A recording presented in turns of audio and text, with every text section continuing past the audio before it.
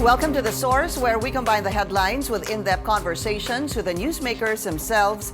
I'm Pinky Webb. Today on the program, Typhoon Odette leaves a trail of devastation in the Visayas and Mindanao, and the government vows to give $2 billion worth of aid to affected areas.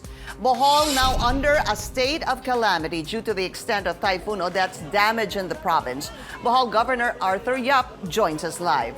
We will also get the latest from Cebu City and Siargao. Cebu City Mayor Mike Rama and Siargao resort owner and co-founder of Siargao Environmental Awareness Movement, Marja O'Donnell, will tell us more live.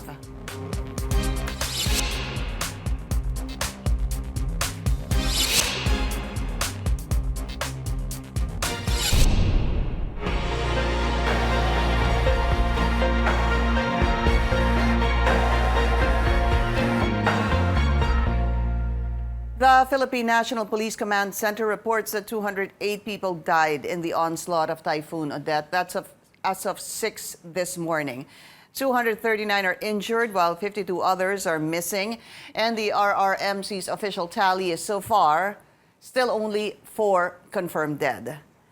In Bohol, at least 72 people died in the onslaught of Odette. The province has been placed under a state of calamity. Over 400,000 people in several affected regions are staying in evacuation centers. But Siargao Island was the first to actually experience the wrath of Typhoon Odette. We will start with Siargao right now. One of the island's resort owner joins us to share their story. We have owner and co-founder of Siargao Environmental Movement or Awareness Movement, Marja O'Donnell. Marja, thank you so much for joining us. Thank you, Pinky. How are you now? How is everything in Siargao right now? Pinky, I'm still in shock. I haven't slept the whole night. I've been traveling for 2 days with my 1-year-old son, and I still cannot recover. It's only now that everything is sinking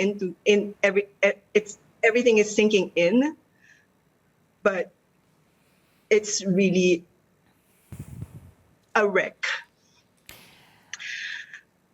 Where were you and what happened during the onslaught of the typhoon? As we were mentioning a while ago, Marja, Siargao was the first hit by Odette. It made its first landfall over there. I was in our house in Barangay Katangnan, General Luna, the tourist destination of Siargao. And my family were spared. We were lucky, and we were also prepared. So our house was not damaged, our car is not damaged, our business is still, our resort is still standing up, although we need major renovations. But if you see the rest of the community, if you see the whole stretch of Tourism Road, you can't really fathom what the people are experiencing. Yeah, we're seeing it right now, Marja. I have also a number of people I know over there who were incommunicado for so many days. And in fact, we were wondering, kamusta na yung mga tao dyan ngayon? So we're looking at a lot of the resorts. Siyempre, marami dyan are the ones that are very familiar to the people who have gone to Siargao, which is in GL, what you call GL, right? General Luna? GL, yes. Yeah. Yes, General Luna. So you were home, and thank God your family's okay, but your property needs, obviously, it needs to undergo renovation. But tell us more about what you went through and what you did. Okay. So the day before, like December 15, we got an information from the LGU that the typhoon has intensified and we need to really prepare. But that's only a day before the typhoon actually arrived. But even before that, since we were surfers and we were into fishing, we really watched the weather, and weeks in advance we're already preparing for it. But if communications had been better, then it would have been given enough time for the community to prepare hard enough. But maybe also we didn't expect, the Pag-asa didn't expect for the storm to intensify that fast and that strong. So we already knew that it was gonna be hard, but we never expected that it was gonna be that bad. When the storm was happening, it started around 11 a.m. and ended around 2.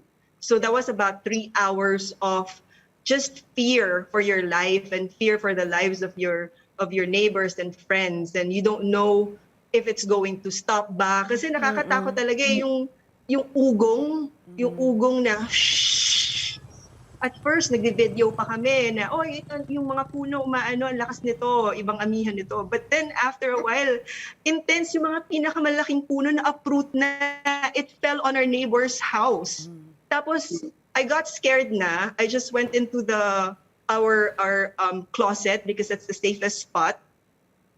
And I just kept asking my husband if we're gonna be okay, and he said he's fine, but we really have to prepare for the next day because our lives will just turn upside down. And he was right. After 3 hours, we went out. Some of our friends started coming to our place, and because they were scared, they were alone in their place, and they had scary stories because they didn't have stronger houses. And then I thought, if us na nakatira na sa matibay na bahay, paano pa kaya yung staff namin? Okay, so kamusta ang inyong mga staff? Is everyone okay? Sa awa ng Diyos, Pinky, buhay naman lahat. Okay.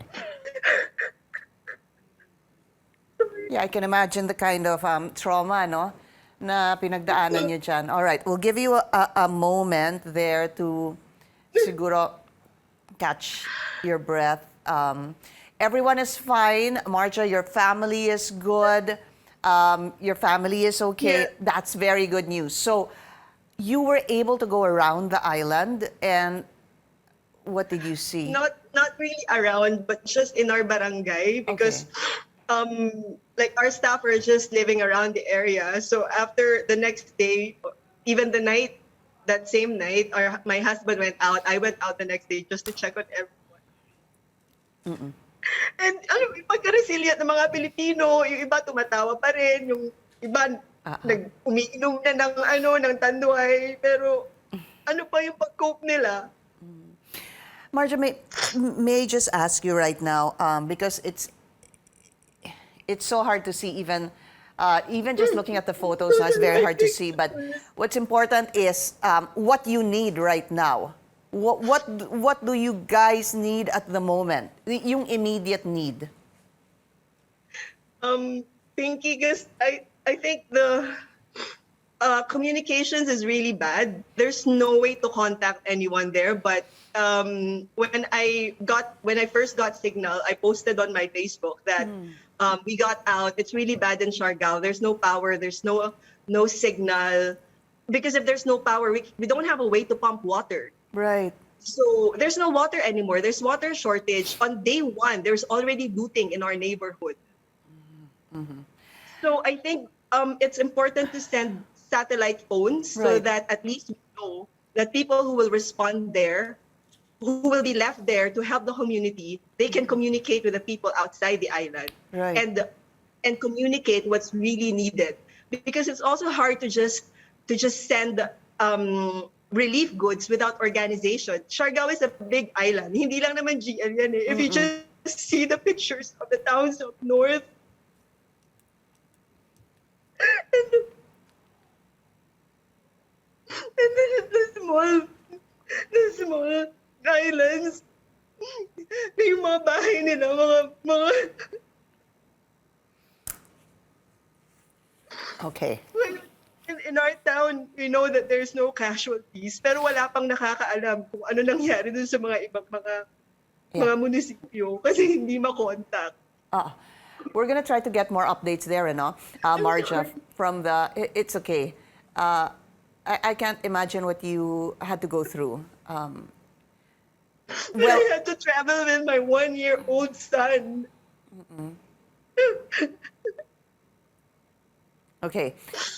So we will try to get more information, and I'm sure marami sa mga kababayan natin, there's been a lot of call for help, even from people like Marja, from even celebrities who are living in Siargao. I'm sure we are aware of some of them, such as Andy Eigenman, and even Nadine Lustre was also appealing for help. We do hope that help comes soon. I understand that the runway is open, but the terminal ay sobrang sira daw talaga yung terminal dyan. Yes, the roads are unpassable. The only way to distribute goods evenly is by boat.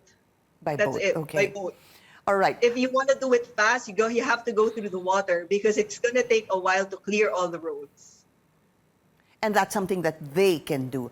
All right. Siargao Resort owner Marja Abad O'Donnell. Marja, thank you for sharing our story. And I'm sorry you're feeling this way. I hope you feel a little better. And there's a lot of work that needs to be done. And we are with you guys in We have trying. a long way to go. That's right. Marja, again, thank you. very much, And take care of Pinky. yourself. Thank you. All right, we'll be taking a short break. We're going to talk to Bohol Governor Arthur Yap next. This is The Source on CNN Philippines. Please stay tuned.